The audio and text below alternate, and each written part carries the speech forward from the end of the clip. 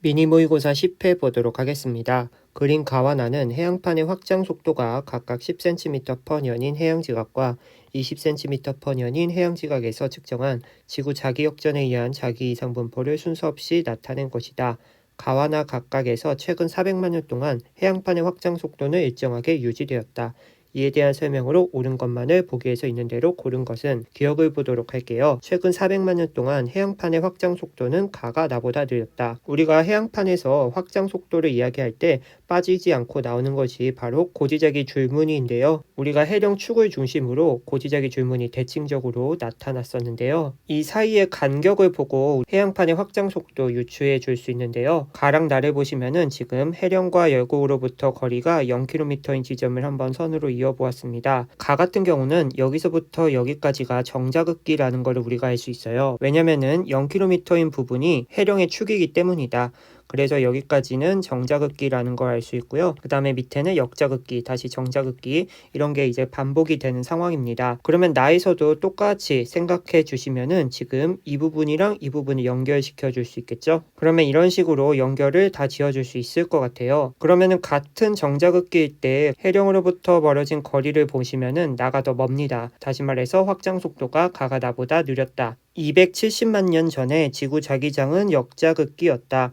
우리가 가 같은 경우 10cm/년이기 때문에 270km인 지점에서는 270만 년 전에 생성된 해양지각이 위치하겠죠. 그러면은 가에서 지금 270만 년일 때 정자극기 상태이기 때문에 니은은 틀렸다고 할 수 있습니다.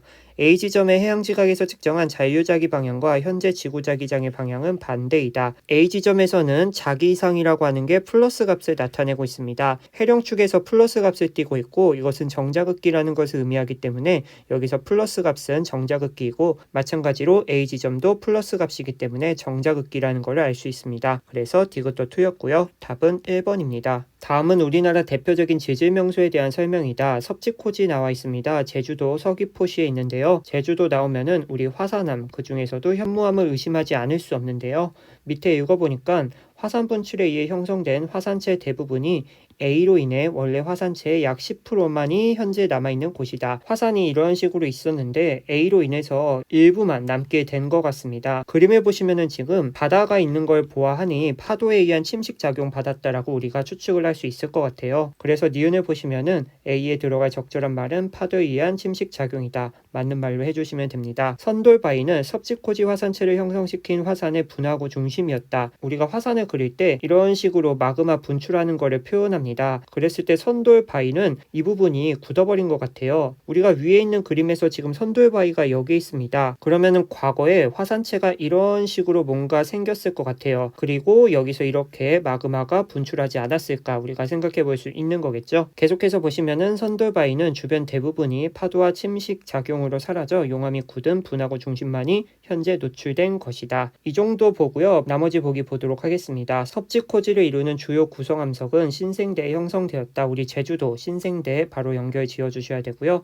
선돌바위를 이루는 주요 구성암석은 화강암이 아니라 그렇죠. 현무암이죠. 따라서 답은 3번입니다. 이러한 문제는 주어진 자료를 여러분들이 잘 해석해 주셔야 되고요. 유명한 지질 명소들 특히 교과서나 수능 특강에 있는 거는 여러분들 필수로 이제 외워주셔야 됩니다. 그림은 서로 멀리 떨어진 가나다 세 지역의 지질 주상도와 지층에서 산출되는 화석을 나타낸 것이다.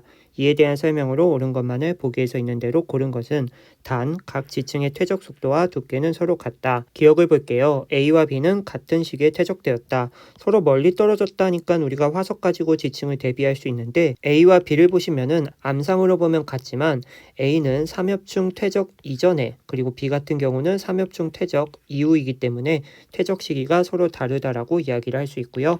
가와 다에서 부정합이 관찰된다. 가와 다를 이제 비교를 해주셔야 되는데 삼엽충과 화폐석이 연속해서 나오고 있습니다. 그런데 나에서는 삼엽충과 화폐석 사이에 B라는 지층이 껴있죠. 다시 말해서 가와 다에서는 나의 B에 해당하는 지층이 결층이다라는 겁니다. 빠져있다라는 거예요. 그래서 퇴적이 중단된 기간이 있었고 이로 인해서 부정합이 있었다라는 거 알 수 있습니다. C는 신생대에 퇴적되었다. 화폐석 이후이기 때문에 맞죠? 따라서 4번이다. 그림은 북반구 중위도에 온대저기압에 동반된 어느 전선 주변에서 관측된 지표 부근의 기온을 나타낸 것이다. 온대저기압은 폐색되지 않았다. ABC 지점에 대한 설명으로 옳은 것만을 보기에서 있는 대로 고른 것은 그림을 보니까 지금 북서쪽에서 남동쪽으로 이런 식으로 등온선의 간격이 좁은 지역이 선상으로 나타나고 있습니다. 그러고 봤더니 이런 식으로 선을 대략적으로 그려주시면은 왼쪽과 오른쪽, 서쪽과 동쪽이 온도 차이가 살짝 나타나는 것 같아요. 이쪽 부분은 21도 정도인 것 같은데 오른쪽은 그것보다 더 낮은 19도 정도인 것 같아요. 그 말은 오른쪽에 찬 공기가 위치하고 있고 왼쪽에 따뜻한 공기가 위치하고 있다라는 겁니다. 다시 말해서 여기에 온난전선이 위치하고 있음을 우리가 알 수 있다라는 것이죠. 우리에게 익숙한 그림으로 바꿔주시면은 이런 거 생각해 줄 수 있겠죠. 우리가 온난전선이라고 하는 것은 따뜻한 공기가 찬 공기를 추월하려고 하지만 밀도가 작아서 아래를 파고들지 못하고 위로 이렇게 올라가는 경우죠. 그랬을 때 우리가 넓게 퍼진 층운형 구름 같은 거 생각해 줄 수 있었고 지속적인 비 생각해 줄 수 있었습니다. 보기를 보도록 할게요. 온량이 가장 많은 지역은 A이다. 우리가 온난전선에서 구름 같은 경우는 전선 앞쪽에서 이야기를 해야 되기 때문에 A라고 할 수 없다. 전선과 가장 가까운 지점은 B이다. 맞는 말이죠. 전선을 경계로 앞쪽과 뒤쪽 기온차가 큽니다. 보시면 이런 식으로 등온선 조밀한 거 보이시죠? C에서 동풍 계열의 바람이 분다. 우리가 온대저기압 요렇게 생긴 거를 뭔가 생각을 해주시면은 C에서의 풍향은 동풍 계열 바람이라고 우리가 이야기할 수 있겠죠. 따라서 답은 4번이다. 그림은 어느 해양의 수심 0에서 400m에서의 수온, 염분, 밀도를 나타낸 것이다. 이에 대한 설명으로 옳은 것만을 보기에서 있는 대로 고른 것은 혼합층의 두께는 약 50m이다. 우리가 혼합층이라고 하는 것은 깊이에 따른 수온 분포 그래프, 바로 여기에 해당하는 층이죠. 수온 변화가 없습니다.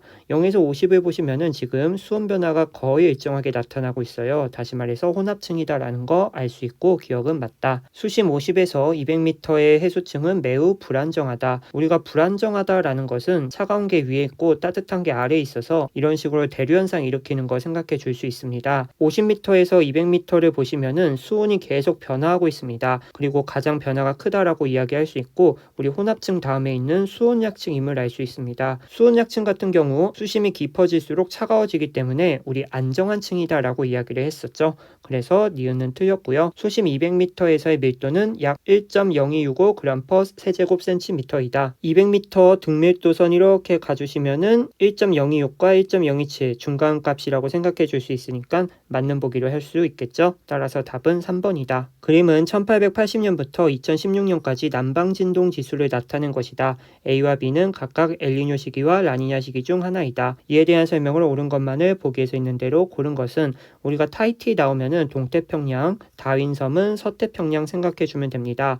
A 같은 경우는 지금 동에서 서기압을 뺀 값이 0보다 커요. 다시 말해서 동쪽의 기압이 높은 상황이다라는 것인데 우리가 동쪽의 기압이 높으려면은 동쪽이 차가워야 됩니다. 그러면은 용승이 활발한 시기, 그렇죠. 라니냐라는 걸 알 수 있고 B는 반대니까 엘니뇨라는 거 알 수 있습니다. 그러면 기억은 바로 틀렸다고 할 수 있고요. 서태평양 적도 부근 해역의 강수량은 A가 B보다 많다. 라니냐 시기에 수온을 생각해 주시면은 동태평양 활발한 용승 때문에 수온이 낮습니다. 서태평양이 훨씬 높아요. 그러면 서태평양에서 저기압이 형성이 될 거고 강수량은 더 많아지겠죠. 그래서 A가 B보다 많다. 맞습니다. 동태평양 적도 부근 해역의 용승 현상 라니냐 시기가 더 활발하죠. 그래서 디귿도 맞고요. 답은 4번이다. 그림은 해양의 변화에 따른 기후변화의 사례인 영거드라이아스기의 원인에 대한 설명 일부이다. 마지막 빙하기가 끝나고 지구가 따뜻해지는 과정에서 북아메리카의 빙하가 녹은 물이 호수에 갇혔다가 한순간에 넘치면서 북대서양으로 흘러 들어갔다. 위의 결과 북대서양에 나타난 현상에 대한 추론으로 옳은 것만을 보기에서 있는 대로 고른 것은 빙하가 녹은 물이 호수에 갇혔다가 북대서양으로 흘러 들어갔다라는 것은 우리가 북대서양에 담수가 유입이 됐다라고 생각을 해줄 수가 있습니다. 담수가 유입되면은 그렇죠. 해수의 염분이 낮아지게 되고 결과적으로 밀도가 낮아지니까 심강이 그렇죠. 약화되는 거 우리 연결 지어줄 수 있습니다. 그렇게 되면은 심층순환 약해지고 표층순환도 약해지기 때문에 북대서양으로 올라오는 멕시코 만류의 북상이 저지가 될 거예요. 다시 말해서 북대서양으로 흐르는 난류가 저지된다라는 것은 결과적으로 기온이 낮아진다라는 것을 의미한다. 보기를 보도록 할게요. 기억은 틀렸고요. 해수의 염분이 높아지면서 밀도가 작아졌습니다. 해수의 침강이 약해지면서 멕시코 만류가 약해졌다. 맞는 보기죠. 따라서 답은 4번입니다. 그린 가와나는 별의 진화 과정 중 최종 단계 직전에 두 별의 내부 구조를 나타낸 것이다. 이에 대한 설명으로 옳은 것만을 보기에서 있는 대로 고른 것은 중심부를 보니까 나 같은 경우는 Fe 철이 있고요. 가 같은 경우는 탄소와 산소가 있습니다. 질량은 나가 더 크다라고 할 수 있고 가는 주계열성이다. 중심부에 지금 탄소 핵까지 나타나 있는 걸 보아하니 이미 헬륨 핵융합 반응 진행한 거성이라고 우리가 할 수 있겠죠. 중심부의 온도는 나가 가보다 높겠죠. 질량이 크니까. 이후에 두 별 모두 병광성 단계를 거친다. 디귿은 TMI 보기라고 여러분들이 일단 생각해 주시고요. 우리가 별의 진화 과정에서 거성 단계를 보시면은 이런 식으로 위아래 왔다 갔다 하는 부분이 있을 거예요. 별의 내부가 이제 불안정해지면서 수축과 팽창을 반복하는 그러한 단계를 우리가 거치게 되는데 이런 것을 맥동 병광성 단계라고 합니다. 그래서 가 같은 경우는 그러한 병광성 단계를 거치고요. 나는 이제 폭발해서 초신성이 될 거예요. 그러면은 그때 밝기가 변하는 폭발 병광성 단계를 거치는데 디귿 같은 경우는 교육과정 바뀌기 전에 G2에서 배웠던 내용이기 때문에 우리는 그냥 참고로만 알고 가도록 합시다. 어쨌든 간 이 문제의 답은 5번이다. 다음은 외계행성 탐사를 목적으로 지구 대기권 밖으로 발사된 케플러 우주망원경에 대한 설명이다. 밑에 자료가 나와 있고요. 이에 대한 설명으로 옳은 거 골라보도록 하겠습니다. 기억을 위해 케플러 우주망원경은 별의 밝기 변화를 측정한다. 우리 식현상 관측하려면은 별의 밝기 변화 확인해 주셔야 되는 거고요. 니은은 대부분 생명 가능 지대에 위치하고 있다. 자료를 보시면은 외계행성 중 지구와 비슷한 행성을 찾고 있다. 현재까지 지구 규모의 외계행성도 수백 개 이상 발견되었다. 자료를 보시면은 현재까지 발견된 외계행성의 수가 수천 개 정도이지만 지구 규모의 외계행성은 극히 일부라는 거 알 수 있습니다. 태양계의 경우도 지구만 유일하게 생명 가능 지대에 위치한 행성이죠. 그래서 니은은 틀렸고요.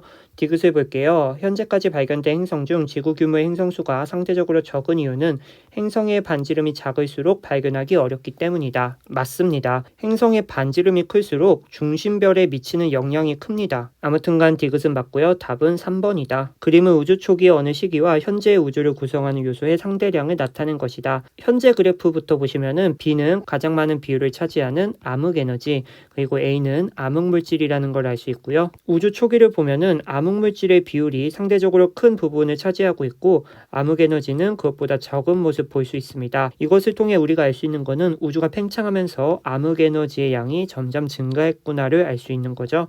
기억을 보겠습니다. 우주 초기에는 물질보다 에너지가 많은 게 아니라 물질이 더 많았죠. A의 존재는 중력 렌즈 현상으로 확인할 수 있었습니다. 현재 우주에서 물질의 양은 동일하고 암흑 에너지가 없다면은 우주의 미래는 열린 우주가 될 것이다. 맞는 말이죠. 현재 우리 우주 평탄 우주입니다. 평탄 우주 오메가로 생각을 해주시면은 1이어야 되는데 여기서 0.3은 물질이었고 0.7은 암흑 에너지였습니다. 그런데 이게 없다면은 1보다 작은 값이 되기 때문에 열린 우주가 되겠죠. 아무튼간 디귿은 맞고 답은 5번이다. 미니 모의고사 10회 같이 풀어보았고요. 궁금하신 점은 댓글로 남겨주시고 이번 영상은 여기서 끝.